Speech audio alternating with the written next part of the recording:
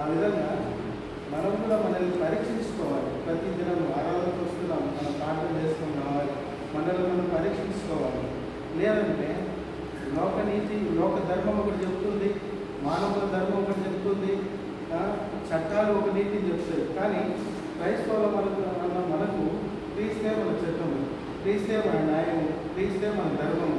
కనుక మనం ఎవరైతే క్రైస్తవులను ఫాలో అవుతున్నామో, క్రిస్టియానిటీ అనేది ఒక గొర్రెల మందే కాదు. మనము క్రీస్తుని గుడ్డిగా నమ్మకూడదు. ఎందుకంటే అంత్యకాలంలో ఉన్నాం కాబట్టి క్రీస్తు, నేనే క్రీస్తు అని చాలామంది వస్తారు. ఒక్కొక్క సూచక క్రియ చేసే వాళ్ళు వస్తారు, చాలామంది వస్తారు. నేనే క్రీస్తుని చెప్పి ఎంతోమంది ప్రకటిస్తారు. మరి ఈ లోకము ఎవరికి అప్పచెప్పబడింది? ఈ లోకం ఎవరిది? ఈ లోక రాజ్యాలు, ఈ లోక మహిమలు ఎవరిది? ఎవరి ఆధీనంలో ఉంది? ఎవరికి అప్పచెప్పబడింది? సాతానికే కదా.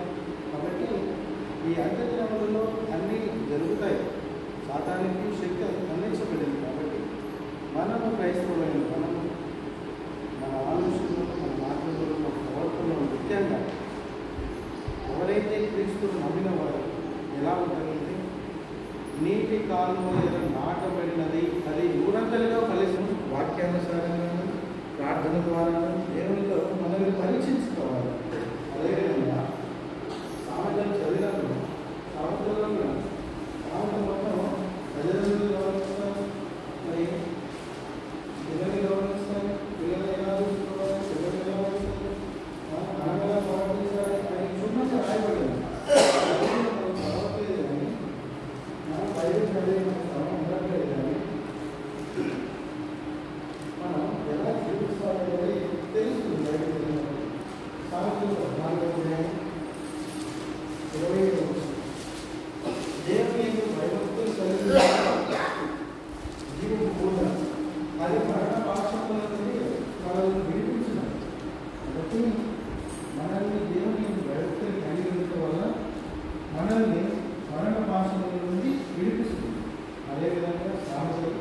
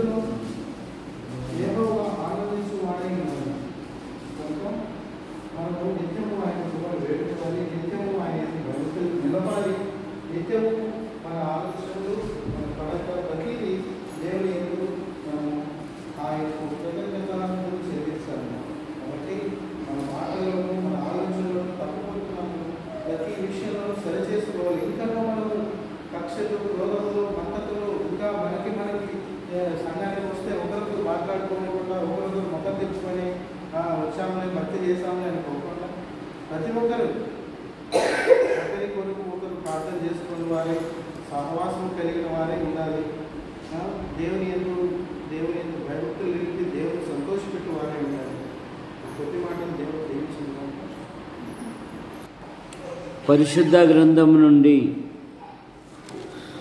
పరమగీతం 1వ అధ్యాయము.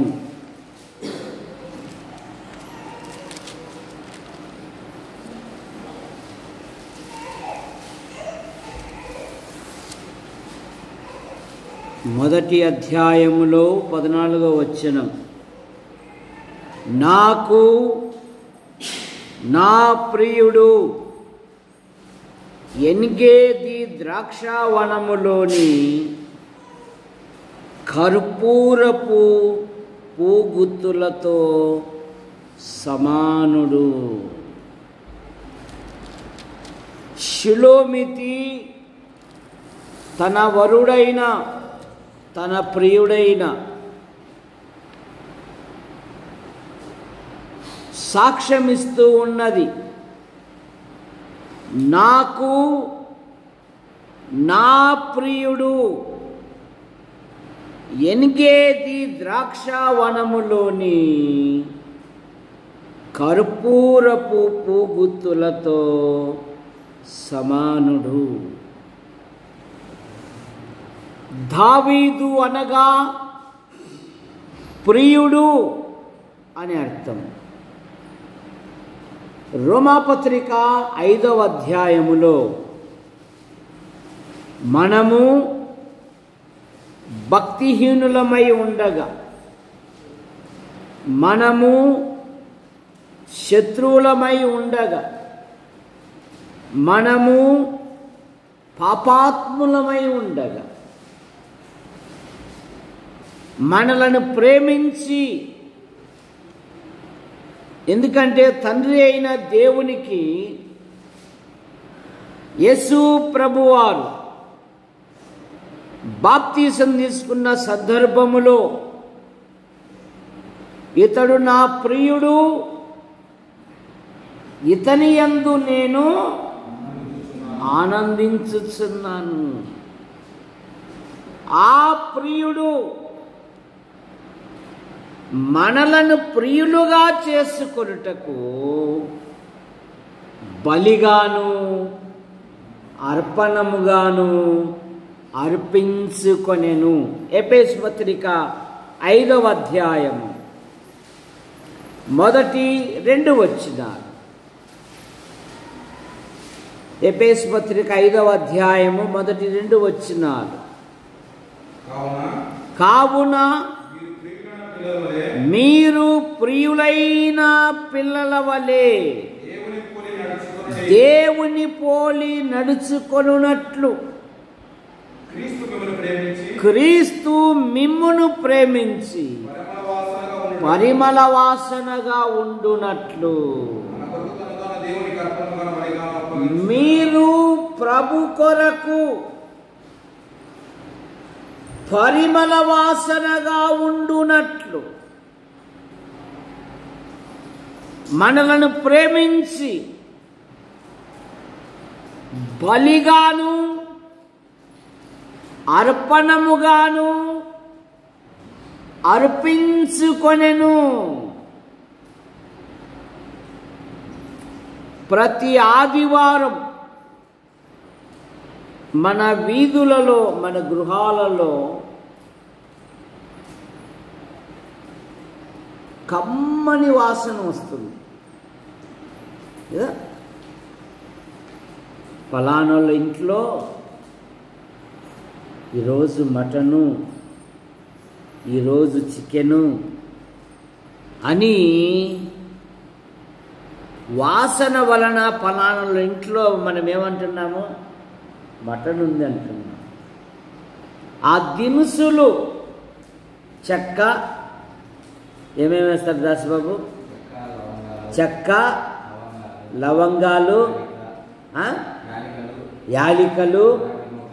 ఇది చికెన్లోకి యాలికలు కూడా వేస్తారా? పాయసంలోకి వేస్తారు కదా యాలికలు, వేస్తారు చికెన్లో కూడా.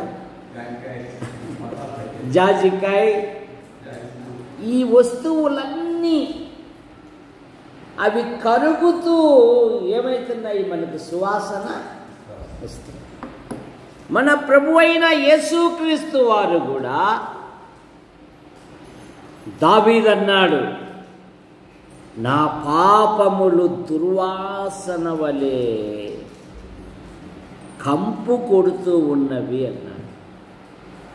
చూసారా? మన పాపముల కొరకు, మన దోషముల కొరకు, మన అపరాధముల నిమిత్తం ఆయన శిలువలో బలిగాను అర్పణముగా అయ్యాడు. ఎందుకు? మీరు ప్రియులైన దేవుని పిల్లలు పోలి నడుచుకొనున్నట్లు. ప్రియులైన పిల్లలు, మీరు ప్రియులు. మనలను ఆయన మన కొరకు ఆయన శిలువలో బలియాగము అర్పించుకున్నాడు. ఎనిగేది అనగా గొర్రె పిల్ల రక్తపు ఊట లేక మేక పిల్లల ఊట సర్వ ప్రజల పాప పరిహారము కొరకై ఆయన శిలువలో బలియాగమయ్యాడు. ఇమ్మానుయేలు రక్తము ఇంపైన ఊటగా, ఆ ఊటలో దొంగ మునిగి శుద్ధుడాయను అనే మాట మనం చూస్తాం. ఎనిగేదిలో మనకు అనేకమైన పాఠాలు ఉన్నాయి. అందులో మొదటి మాట, ఎనిగేదిలో క్షమాపణ ఉంది. ఎనిగేదిలో ఏముంది? క్షమాపణ. దావీదు జీవితములో దావీదు బాల్య దినాలలో దేవుని పట్టణం మీదికి ఇశ్రాయేలు దేశమునకు గొల్యాతు యుద్ధానికి వచ్చాడు. బస్తీమే సవాల్ అంటున్నాడు. మీరు నన్ను జయిస్తే మేము మీకు దాసోహము అన్నాడు. మీరు మమ్మలను జయిస్తే మేము మీకు దాసోహము అన్నాడు. 40 దినాలు తన్ను తాను అగపరుచుకున్నాడు గొల్యాతు. కానీ సౌలు గాని అతని జనులు గాని సాధించినది ఏమీ లేదు. మొదటి సమూయేలు గ్రంథం 17వ అధ్యాయము 11వ వచనము. 17-11. సౌలును ఇశ్రాయేలులందరూ ఆ ఫిలిస్తీని మాటలు వినినప్పుడు బహు భీతులైరి. సరే, ఇక రాజుగారు చేతులు ఎత్తేశారు. ఇశ్రాయేలు యువకులకు ఒక సదవకాశం. ఎవరైతే గొల్యాతును హతమారుస్తారో అతనికి నా కుమార్తె ఇవ్వడమే గాక సగరాజ్యము రాయించి ఇస్తానని ప్రకటన చేశారు. దావీదు అన్నలు వెళ్ళారు. ముసలివానికి భయం వేసింది యెషయికి. దావీదు, మీ అన్నగారులు యుద్ధానికి వెళ్ళారు. ఆ దినాలలో గూగుల్ తల్లి లేదు కదా. ఉందా గూగుల్ తల్లి? గూగుల్ తల్లి ఉందా లేదా? ఆ దినాలలో రత్నం చెప్తారు చూడు, బాగా చెప్తా. ఉందా లేదా నైనా గూగుల్? రాజుల కాలంలో గూగుల్ తల్లి ఉందా? లేదు కదా. అందుకని కబురు పంపాడు.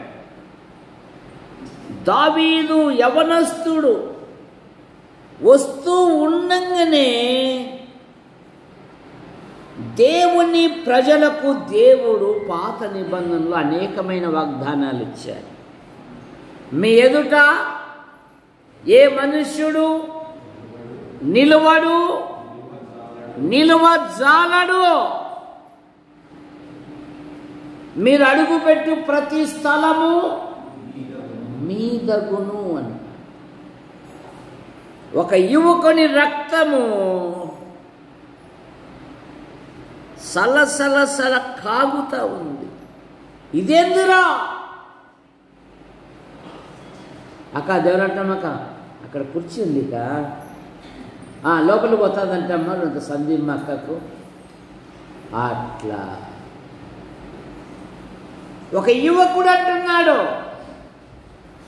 ఈ ఫిలిస్తీనును బట్టి ఎవని మనస్సు కృంగా నిమిత్తములే. యుద్ధం యెహోవాదే. ఈ నిందను తొలగించువానికి బహుమానమేమి? దేవుని ప్రజలకు ఏర్పడిన ఈ నిందను నేను తొలగిస్తాను అన్నాడండి. మొదటి సమూయేలు గ్రంథం 17వ అధ్యాయం.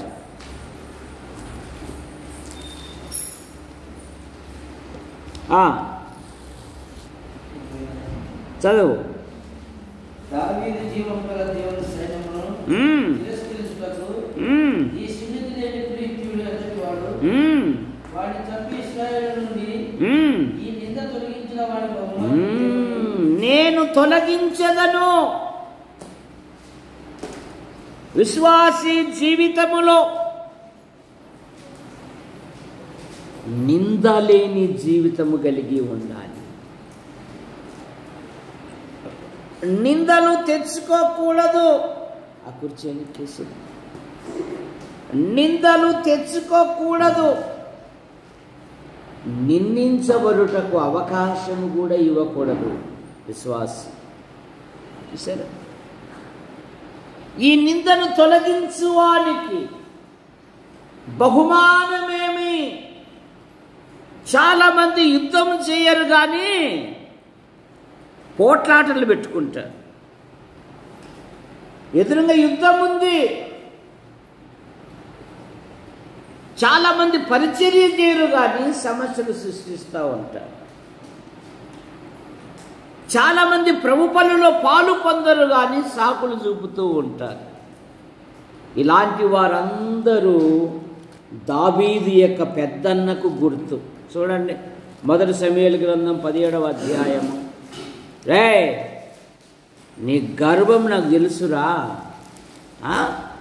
పెద్దగా పోటుగాడు వచ్చాడు. 17వ అధ్యాయము 28వ వచనం.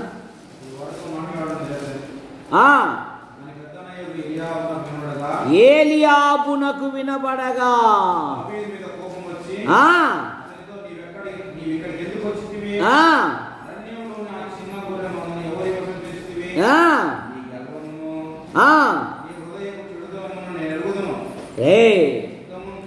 పెద్దగా వచ్చాడు ఇడు పోటుగాడు. యుద్ధం చేస్తాడంట. ఏది చేయరా? మేము 40 రోజులై వచ్చి చూసారా? చెయ్యరు, నీయరు. చూసారా? ఈ దినాలలో చాలామంది ఆ మధ్య ఓ చిన్న ఓడలో పీతలు బయలుదేరుతూ ఉన్నాయి. పీతలంటే చెప్పు లేనిండు బాబు. పీతలంటే ఏంటివి? ఎప్పుడైనా తిన్నావా నువ్వు? తినలే కదా. నా ఇంటరా దిండి దగ్గర సముద్రపు పీతలు తినిపిస్తాను. ఎండ్రకాయలు అన్ని దాంట్లో మూతలు పెట్టారు. ఇది ఆస్ట్రేలియా పీతలు, ఇది అమెరికా పీతలు, ఇది ఐర్లాండ్ పీతలు అని చెప్పేసి ఇండియా దేశం పీతలని పేరు పెట్టారు. మూత మాత్రం పెట్టలేదు. ఒక యాత్రికుడు గమనిస్తున్నాడంట. ఏందండి ఈ పీతలకంతా మూతలు పెట్టారు, ఈ ఇండియా దేశపు దానికి ఎందుకు మూతలు పెట్టలేదు అని గైడ్ని అడిగాడంట. గైడ్ అన్నాడంట, ఏమండి ఆ ఇండియా దేశం పీతలకు మూత అక్కర్లేదండి అన్నాడంట. ఎందుకు అన్నాడంట. ఒకటి సీసాలో నుండి పైకి రావడానికి ప్రయత్నం చేస్తూ ఉంటే ఇంకొకటి ఏం చేస్తుందంట, లటక్కన బిగుతుందంట. పెద్ద పోతానాడు. మాకు తెలుదా మాకు రాదా? సరే, ఎవరు వీళ్ళంతా? ఏలియాబులో పని చేసినది కానీ లేదు కానీ సాకులు చూపుతూ ఉంటారు. ప్రయాసపడినది లేదు కానీ నెపాల్లో చూపిస్తూ ఉంటారు. చాలామంది ఇలాగే ఉంటున్నారు. కానీ ఒక యువకుడు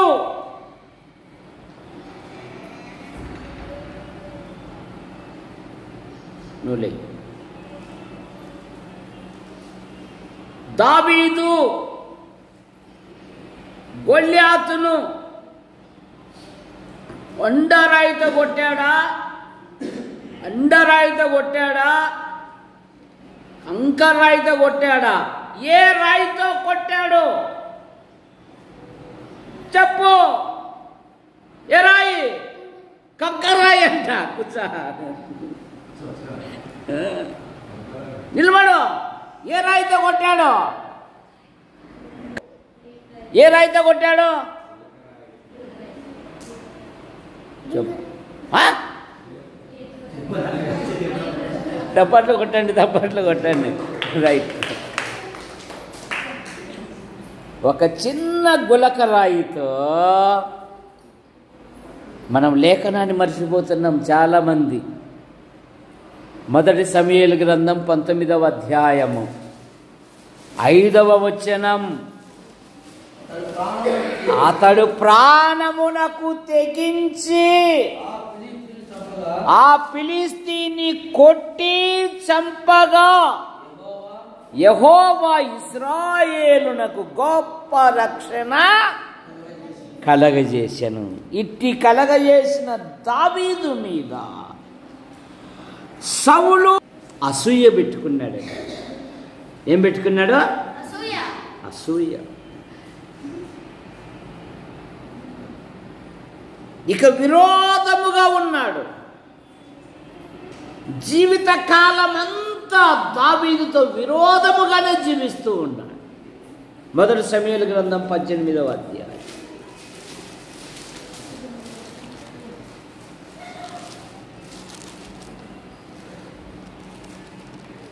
ఆఖరు వచ్చిన లేదంటే 29. దావీదుకు మరీ ఎక్కువగా భయపడి ఎల్లప్పుడూ దావీదు మీద విరోధముగా. 18వ అధ్యాయము 9వ వచనము, నాట నుండి సౌలు విషపు చూపు నిలిపెను. 31వ వచనం 20వ అధ్యాయము, యెష్షయి కుమారుడు వాడు మరణమునకు అర్హుడు. ఇశ్రాయేలు దేశానికి గొప్ప రక్షణ కలగజేసిన దావీదు మీద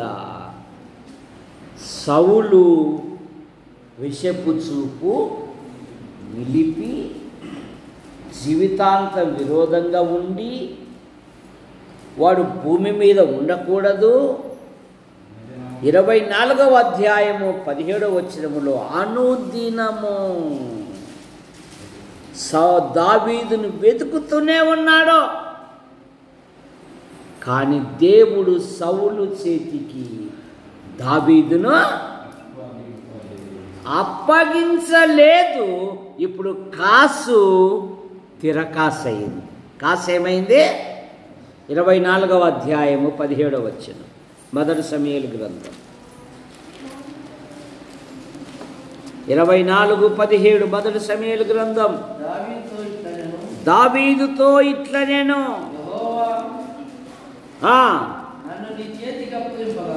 నన్ను నీ చేతికి అప్పగింపగా నన్ను చంపగా విడిపించినందుకు నా అపకారమునకు ఉపకారము చేసిన వాడవైతివి. తర్వాత 10వ వచనం, ఈ దినమున యెహోవా నిన్ను ఎలాగూ నా చేతికి అప్పగించెను, అది కళ్ళారా చూసితివే. కొందరు నిన్ను చంపుమని నాతో చెప్పినను నేను నీయందు. కాసేమైంది? తిరకాసైంది. శత్రువునే దావీదుకు అప్పగించాడు. రాజుల చట్ట ప్రకారము శత్రువు దొరికినప్పుడు నిర్దాక్షిణ్యంగా చంపేయచ్చు. కానీ సౌలు వలన దావీదు కొండల్లో, లోయల్లో, గుహల్లో, అరణ్యములో దాక్కున్నాడు. దావీదునకు దేవుని వాగ్దానం ఏమంటే, దావీదు ఎక్కడికి వెళ్ళినను యెహోవా అతనిని కారణం ఏమంటే దావీదు దేవుని భయము గలవాడు, అతడు దేవుని చేత అభిషేకించబడిన వాడు, నేను అతన్ని ముట్టను అన్నాడండి. ఎనిగేదిలో నేను నేర్చుకోవాల్సిన మొదటి పాఠం ఏంటంటే క్షమించుట నేర్చుకోవాలి. ఏం నేర్చుకోవాలి? ఏం నేర్చుకోవాలి? క్షమించుట. విశ్వాసీ జీవితంలో క్షమించే గుణం కలిగి ఉండాలి. అందుకే రోమాపత్రిక 12వ అధ్యాయం 20-21 వచనాలు. అతనికి భోజనం పెట్టుము, నీ శత్రువు కాబట్టి నీ శత్రువు ఆకలి కొని ఉంటే అతనికి భోజనము పెట్టుము, తప్పికొని ఉంటే దాహమిమ్ము. అలాగూ చేయుట వలన పోయుదువు, కీడు వలన జయింపబడక మేలు చేత కీడును. విశ్వాసి ఎనిగేదిలో నేర్చుకోవలసిన మొదటి పాఠం ఏంటంటే క్షమించు. క్షమాపణ గుణం, తగ్గింపు గుణం. రాత్రి 2 సోదరులు కొట్లాడుకుంటున్నారు.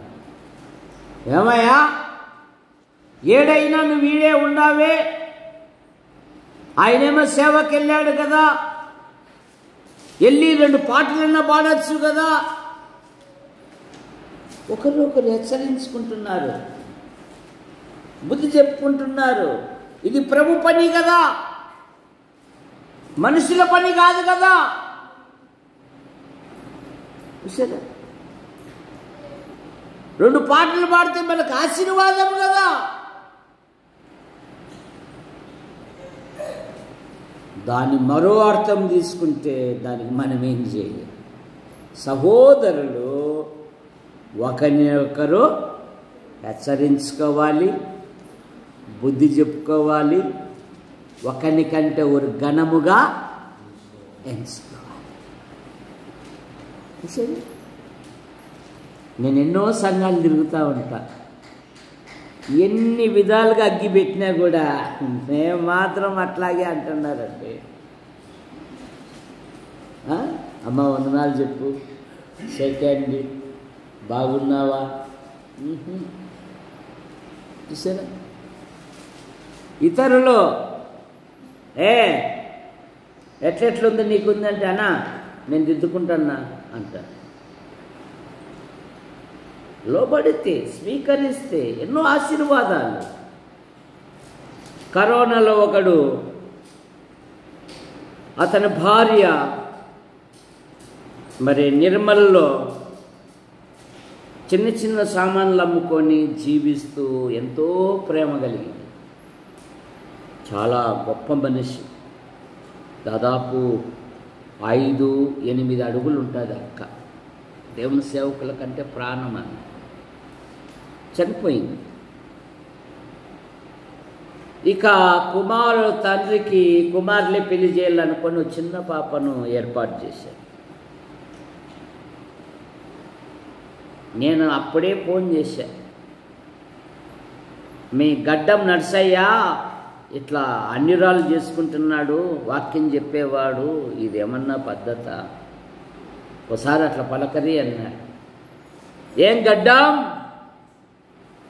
అంత అడ్డమేనా అన్నా. అయ్యా ఏమయ్యా అన్నాడు. నీకు బుద్ధి ఉందా? నీ పిల్లలకి పెళ్ళిళ్ళు కావాలా? నీకు అప్పుడే పెళ్ళి కావాలా? అయినా కూడా రక్షించబడిన అమ్మాయిని కదా నువ్వు చేసుకోవాల్సిందేది. లోకస్తులు చేసుకుంటే నీ జీవితం చిన్నం కాదా? రేపే పెళ్ళి. అయ్యా నేను చేసుకున్న అయ్యా.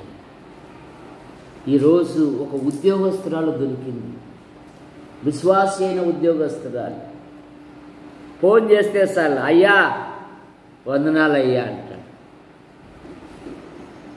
సరే ఇది పద్ధతే అన్నా. లేదయ్యా నేను చేసుకున్న అయ్యా.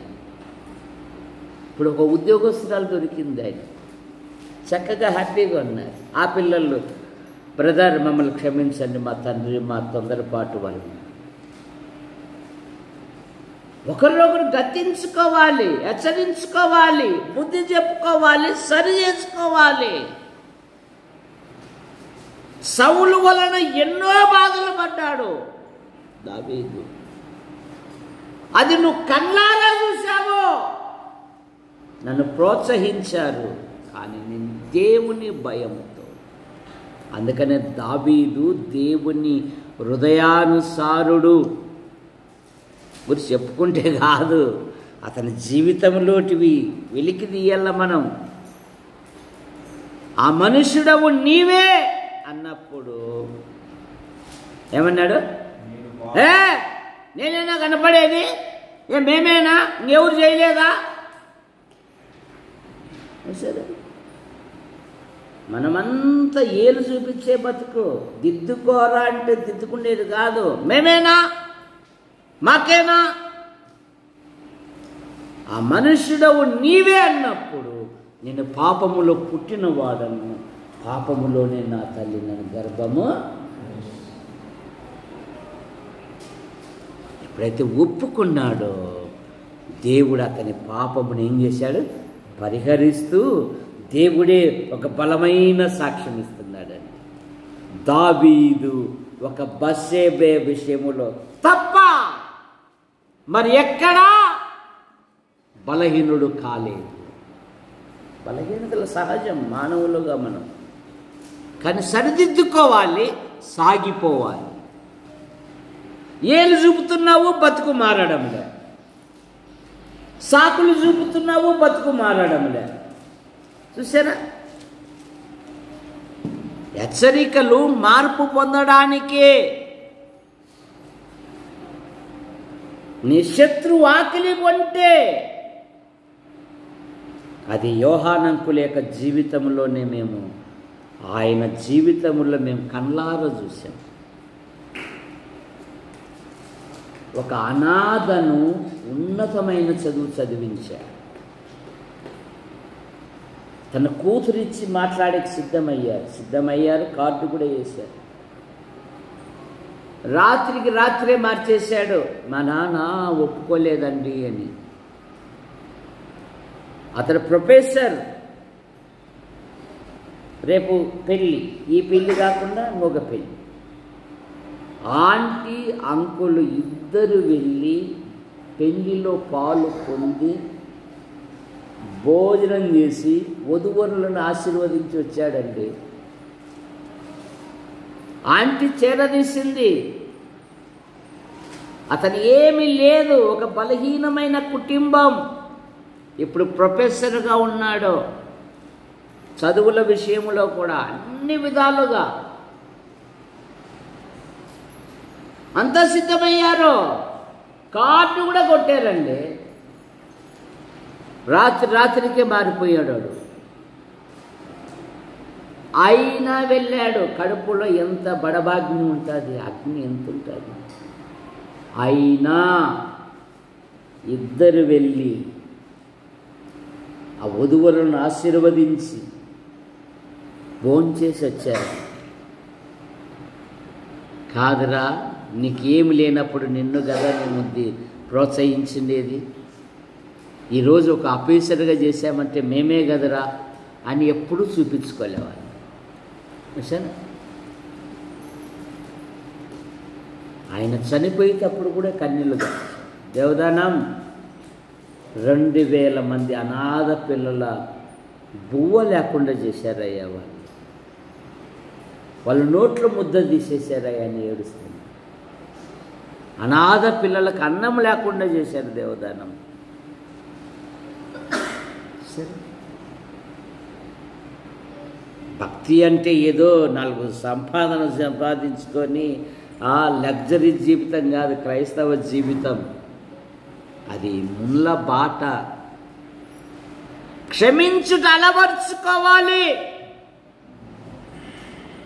అది యేసేపు జీవితంలో కూడా మనం చూస్తాం కదా. యాకోబు ఉన్నంత వరకు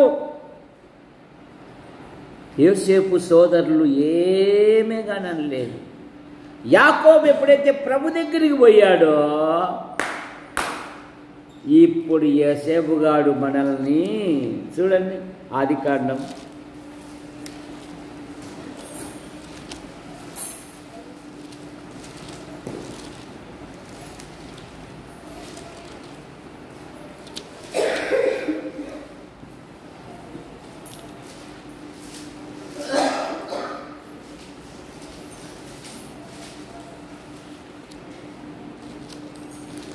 'నీ తండ్రి సోదరుల తప్పును క్షమించు' అని అంటున్నారండి.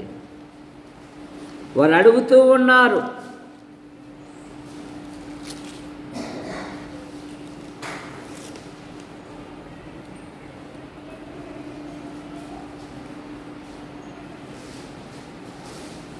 యాభై అధ్యాయము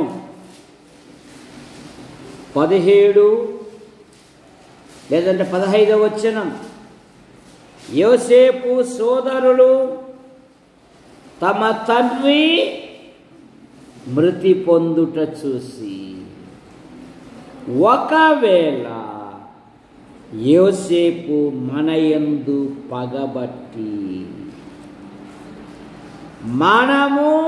మనం అతనికి చేసిన కీడంతటి చొప్పున మనకు నిశ్చయముగా కీడు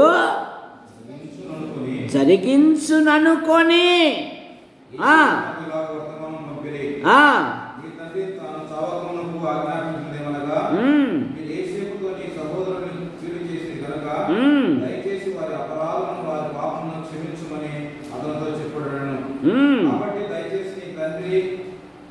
దేవుని దాసుల అపరాధములను క్షమించుమన్నది. వారేసుకు ఇలా మాట్లాడుతుండగా అతడు ఏడ్చెను. చూడు, మళ్ళీ ఎవరిని ఉపయోగించుకుంటున్నారు వీళ్ళు? ఎవరిని ఉపయోగించుకుంటున్నారు? అసలు వంకర దావకు వస్తున్నారు వీళ్ళు. డైరెక్ట్గా రావడంలే. డైరెక్ట్గా వచ్చారా? మనసులేమో డైరెక్ట్గా ఉంది. ఆ ముసలోడు ఉన్నంత వరకు మనల్ని ఏమనలేదు.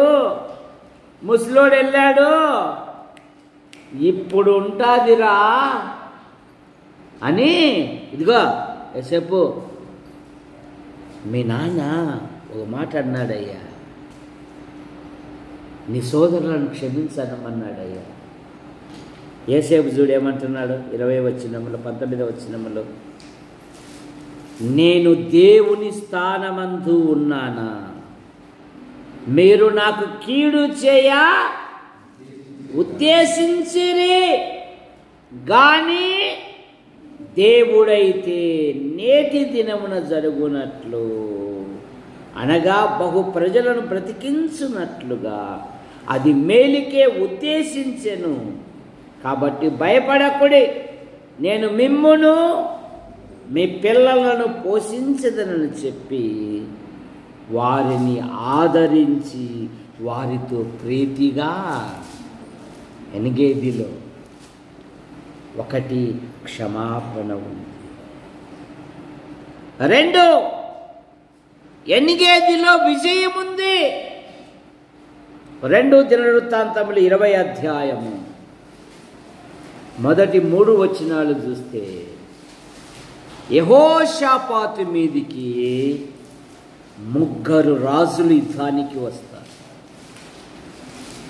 ఈ రాజు పొరుగు రాజులను బాడుగకు పిలుచుకోలేదు. ఈ రాజు పొరుగు రాజులకు జీతమిచ్చి పిలుచుకోలేదు. ఈ రాజు దేవుని సన్నిధికి తన ప్రజలు నడిపించుకున్నాడు. ఉపవాసం ఉన్నాడు, తన బలహీనత ఒప్పుకున్నాడు.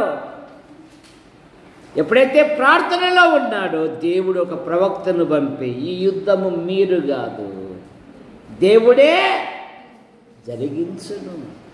27వ వచనములో, వారి దేవుడు వారి శత్రువుల మీద విజయమిచ్చి వారిని సంతోషపరచను. ఎనిగేదిలో విజయం. మన దేవుడు విజయుడు. ప్రతి స్థలములో తన ప్రజలకు విజయమిచ్చే ప్రభు మనతో ఉన్నారు.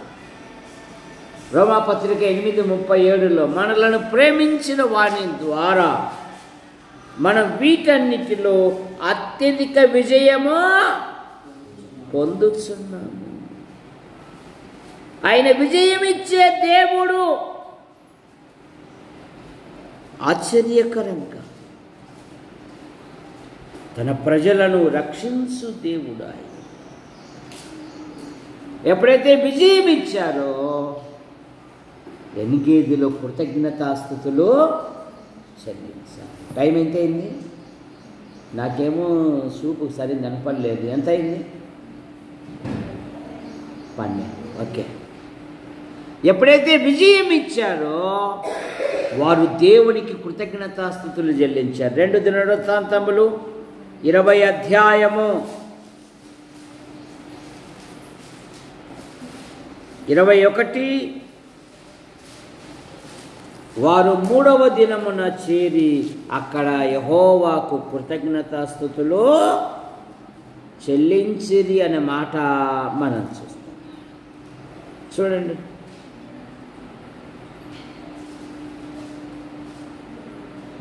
26వ వచనం. 4వ దినమున వారు బెరాకా లోయలో కూడిరి.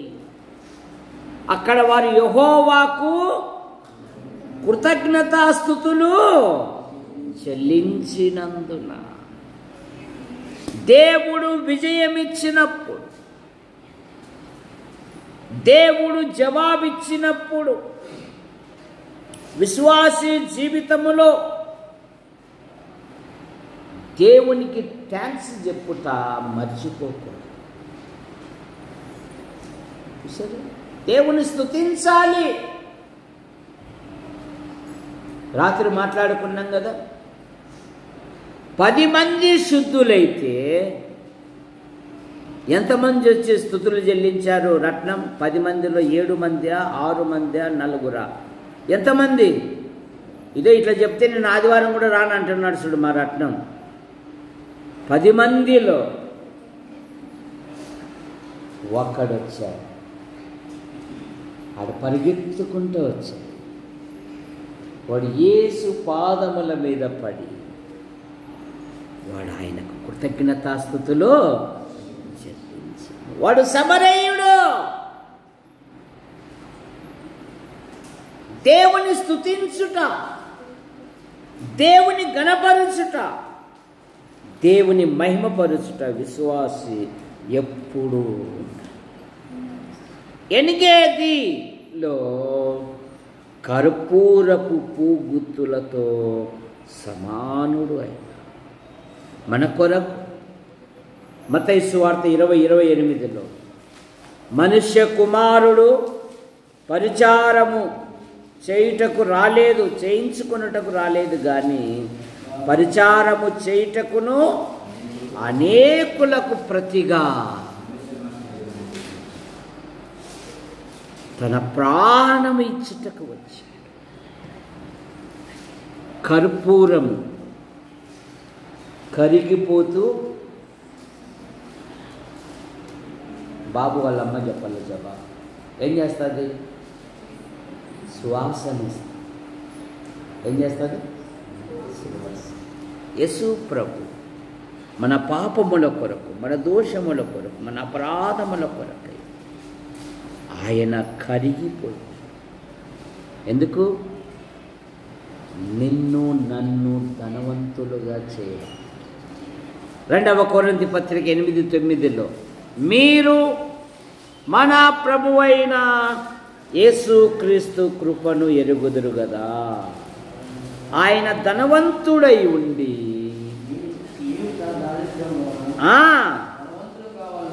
ధనవంతులు. మీరేం కావాలి? ధనవంతులు. ధనవంతులు అంటే లోక సంబంధమైన ధనవంతులు కాదు, ఆత్మ సంబంధమైన ధనవంతులు. దేవుని విషయంలో ధనవంతులు.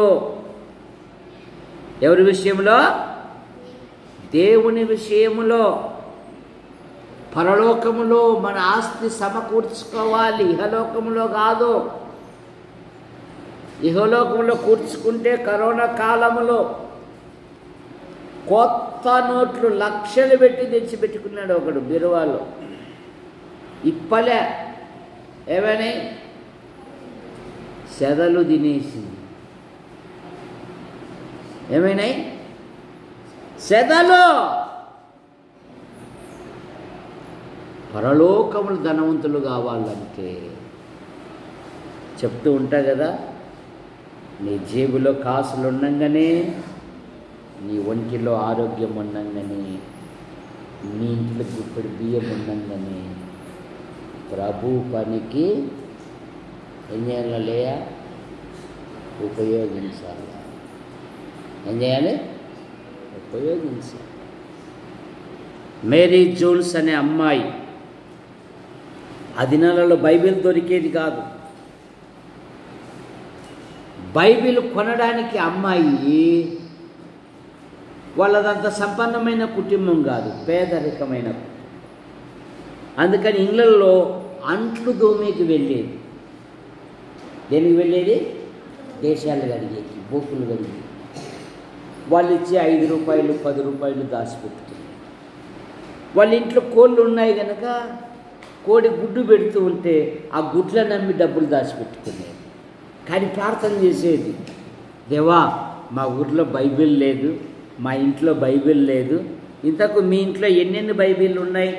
నువ్వులే, మీ ఇంట్లో అందరికి బైబిళ్ళు ఉన్నాయా? కొన్నే ఉన్నాయా? ఖచ్చితంగా చెప్పు. అన్నీ ఉన్నాయా? కొన్ని ఉన్నాయా? అందరికి ఉన్నాయా? జేజికి కూడా ఉందా? జేజికి కూడా తప్పట్లు కొట్టండియా. అందరి ఇళ్ళల్లో బైబిల్ లేవు, బట్టలు ఉన్నాయి, డబ్బులు ఉన్నాయి, కానీ కొన్ని ఇళ్ళల్లో బైబిలే లేదు. కూర్చోనైనా విన్సెంట్. కొందరు బైబిల్ పట్టుకున్నా, ఆ పక్క ఆదికాండం లేదు, ఈ పక్క ప్రకటన లేదు, కాకపోతే కవర్ ఉంది, కవరింగ్ కోసం. ఏరా మార్చలేదంటే మా నాయన కాలం నుండి అయ్యగారు అంటున్నారు. బట్టలు ఎత్తారా అంటే 5,000 సార్. ఒంటి మీద బట్టలేమో లక్షల రూపాయలు విలువ చేస్తాయి,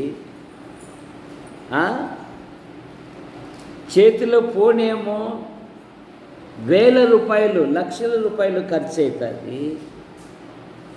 300 పెట్టి ఒక బైబిల్ కొనడానికి నీ మనసు లేదంటే నీ ఆధ్యాత్మిక జీవితంలో నువ్వు ఎక్కడున్నావో నిన్ను నీవే పరిశీలించు. చూసారు, ఒక భక్తుడు అన్నాడు, బైబిల్ నువ్వయ్యి అది నిన్ను మోస్తుంది అని. పాపం మేరీ జోన్స్ అనే అమ్మాయి డబ్బులు రెడీ చేసుకుంది. పలానూరులో బైబిల్ దొరుకుతుందని ఆ గ్రామానికి అందరికీ చెప్పింది, నేను బైబిల్ కొనుక్కొని వస్తానని. ఆమె ఊరికి బైబిల్ దొరికే స్థలానికి 300 కిలోమీటర్లు. అడవిలో వెళ్ళాలి, అరణ్యంలో వెళ్ళాలి. వారింటి వారు గ్రామ ప్రజలు అన్నారు, అమ్మ అడవిలో పోతే దుష్ట మృగాలు చంపేస్తాయేమో, వద్దులే అమ్మ ఇక్కడికి వచ్చిన. లేదు, నేను వెళ్తాను అని వెళ్ళింది. వెళ్ళే లోపే బైబిల్ అమ్ముడు పోయింది. పాస్టర్ గారు, అమ్మ ఈ రాత్రి ఇక్కడే ఉండు, ఉదయాన్నే వెళ్దువులే అని పెట్టి.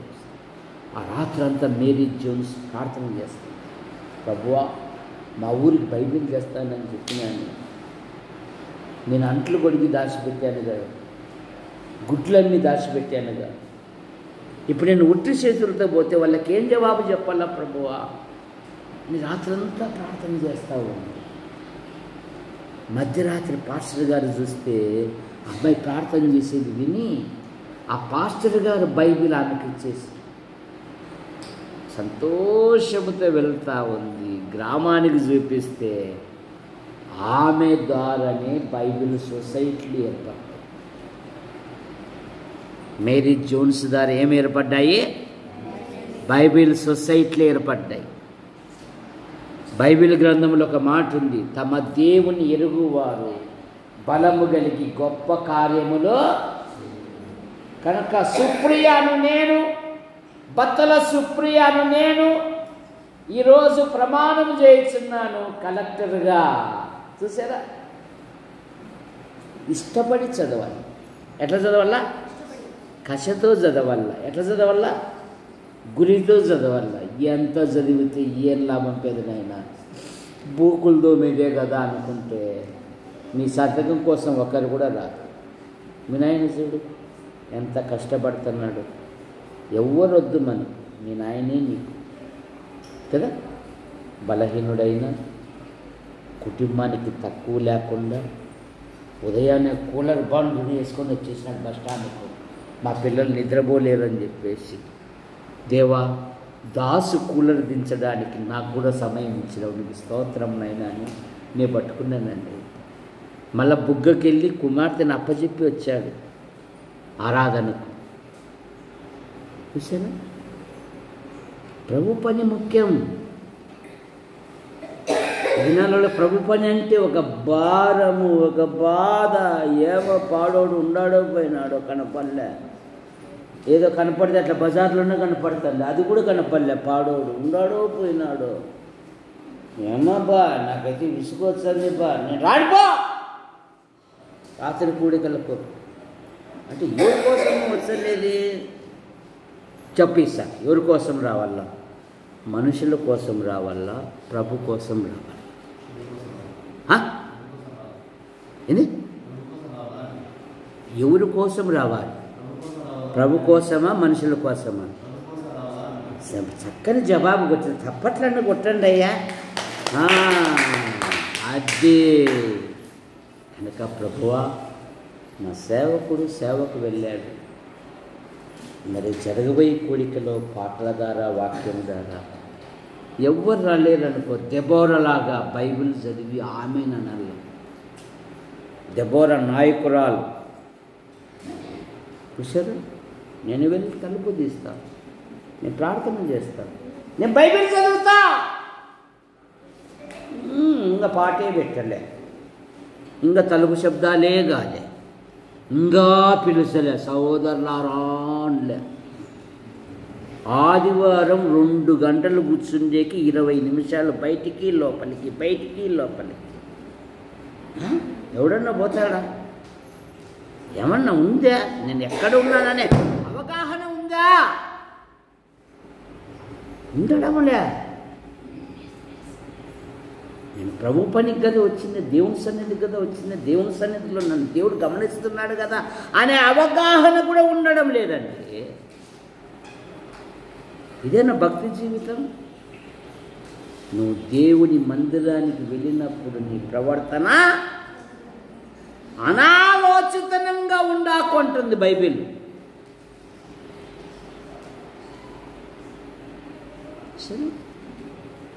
ఎన్గేజీలో ఆత్మల సంపాదన ఉంది. సహోదరులారా, మన ప్రార్థన చేసుకుంటాం. చూడు ఎంత చక్కగా పిల్లలు మోకరించి ఉండారు. అవును, మంచి పిల్లలు. ఈ వాక్యం కొరకు పోతురై రాజయ్య వచ్చి ఇక్కడ ప్రార్థన చేస్తాడు.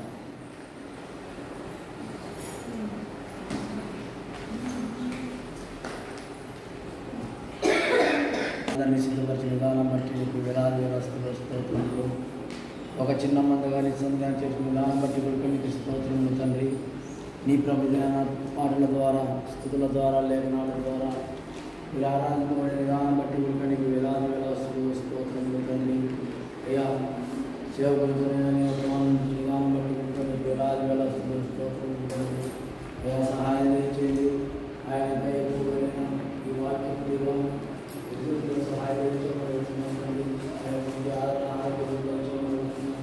ఆయన సంచరించిన ప్రతి ప్రదేశాలలో విపక్షాన్ని కాపాడమని ప్రయా సహాయం చేసి ఇక్కడ కూర్చిన ప్రతి వారిని దీవించి ఆశీర్వదించమని మా ప్రభుత్వ రక్షకులైన యేసు క్రీస్తు నామమున అడిగే ప్రార్థిస్తున్నాం తండ్రి.